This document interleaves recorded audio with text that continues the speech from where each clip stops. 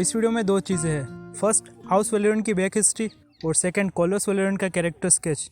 तो वीडियो को शुरू करें उससे पहले मैं सोच रहा हूँ तुमने पुरानी वाली सारी वीडियोस देख रखी होगी, क्योंकि मैं उन्हें वापस बोलकर डेली सुनने वालों को टाइम वेस्ट नहीं करने वाला। तो वीडियो करते हैं शुरू बिना किसी स्पॉइलर के। हाउस वैलेरियन इनकी रॉयल सीट यानी कि इनकी मेन रहने की जगह ड्रिफ्टमार्क और हाई टाइड में। ड्रिफ्टमार्क क्राउनलैंड्स का सबसे बड़ा आइलैंड है। लोकेशन के हिसाब से किंग्स लैंडिंग से थोड़ा सा दूर और ड्रैगनस्टोन से काफ़ी पास में। साइज़ के कंपेयर में ये ड्रैगनस्टोन से भी बड़ा है।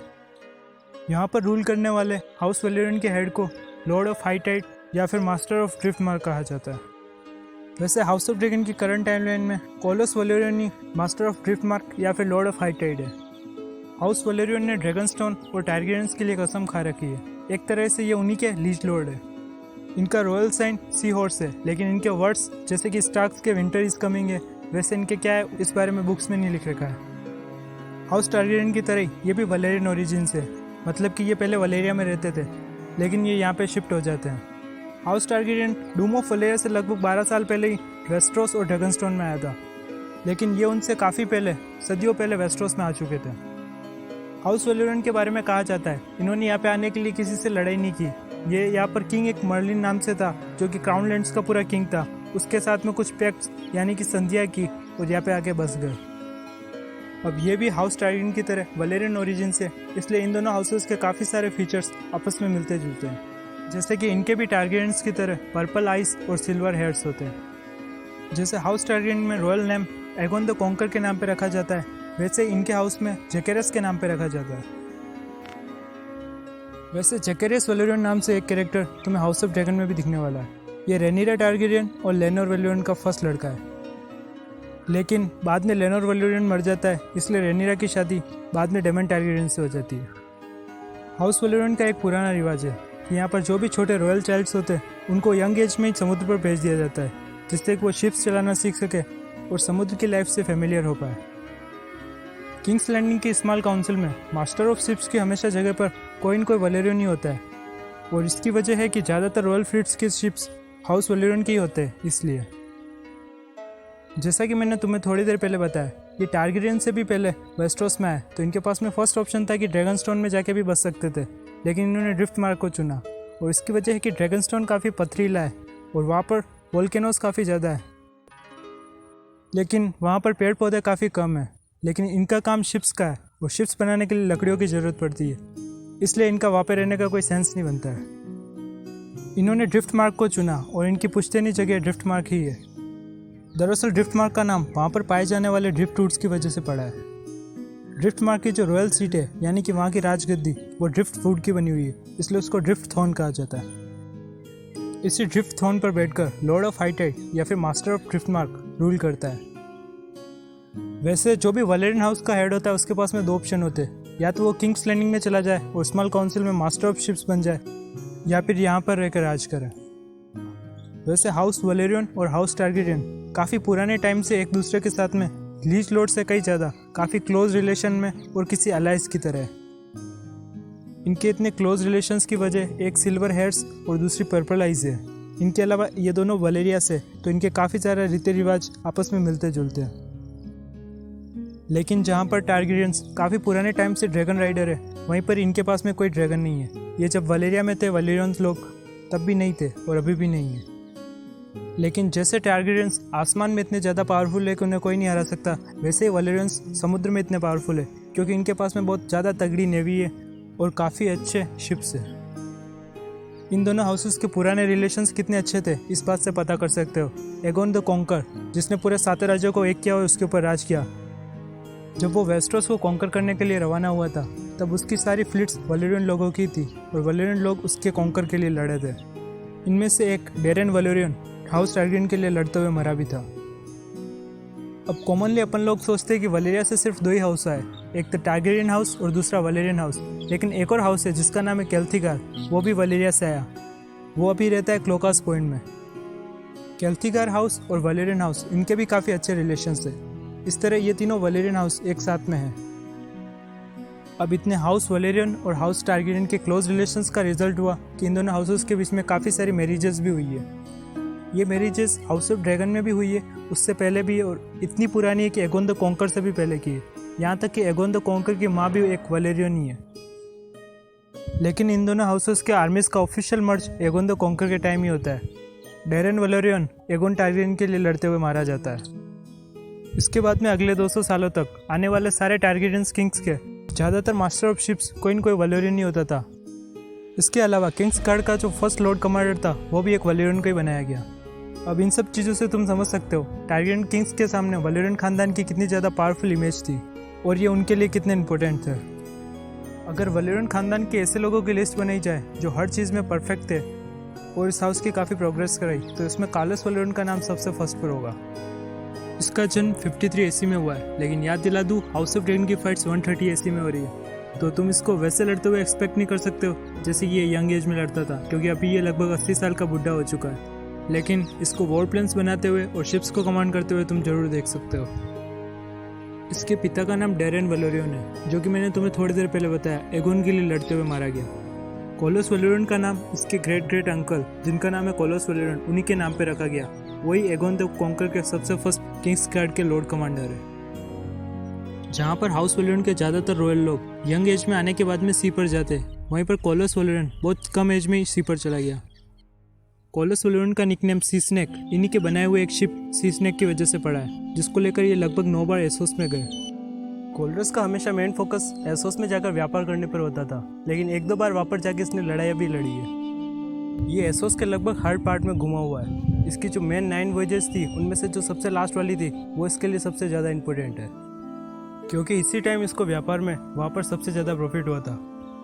इतना प्रॉफिट हुआ था कि ये जितने भी सारे शिप्स लेके गया था अपनी फ्लीट्स, उन सारी फ्लीट्स को इसने गोल्ड से भर दिया। इसके अलावा जो कार्ड सिटी है एसोस की, वहाँ पर इसने अलग से 20 जहाज खरीदे भी, और उन सभी जहाज़ों को मसाले, एलिफेंट्स और सिल्क से भर दिया। अब इन सब जहाज़ों को लेकर ये वेस्टरोस की तरफ रवाना होता है, लेकिन यहाँ पर वेस्टरोस में इसके केवल 20 में से 14 जहाज ही पहुँच पाते। सारे एलिफेंट्स मर जाते और काफ़ी नुकसान भी होता है। लेकिन फिर भी ये बचा हुआ सामान और गोल्ड इतना इनफ होता है कि इसको वेस्टरोस का सबसे ज़्यादा अमीर आदमी बना देता है। अब इतनी सारी वेल्थ और गोल्ड की हेल्प से ये एक हाई टाइड नाम की नई जगह बनाता है और वहाँ से रूल करना कंटिन्यू करता है। अब 90 एसी में इसकी शादी होती है रेनिस टारगेरियन से। तब तक ये हो जाता है 38 साल का और रेनिस टारगेरियन 16 साल की होती है। अब मैं तुम्हें बताता हूँ रेनिस टारगेरियन कौन है। तो जेहरस टारगेरियन, जिसको द ओल्ड किंग कहा जाता है, उसके 2 लड़के होते हैं, फर्स्ट एमन टारगेरियन और सेकंड बलेन टारगेरियन। तो रीति रिवाजों के according जेहरस Targaryen Prince of Dragonstone या फिर अपना उत्तराधिकारी एमन टारगेरियन को घोषित करता है, क्योंकि वही सबसे बड़ा है। एमन टारगेरियन की एक ही लड़की है और उसका नाम है रेनिस टारगेरियन। जेहरस टारगेरियन के जो दूसरा लड़का है बलेन टारगेरियन, उसके 2 लड़के हैं, विसरस और डेमन टारगेरियन। तो रिश्ते में विसरस टारगेरियन और डेमन टारगेरियन रेनिस के चाचा के लड़के ही है। अब होता कुछ यूँ है कि एसोस के कुछ राजा वेस्टरोस के कुछ पार्ट के ऊपर कब्जा कर लेते हैं, इसलिए प्रिंस यानी कि एमन टारगेरियन, जिसको उत्तराधिकारी घोषित कर रखा है, उसकी जिम्मेदारी होती है कि वापस जाए और उनसे लड़े।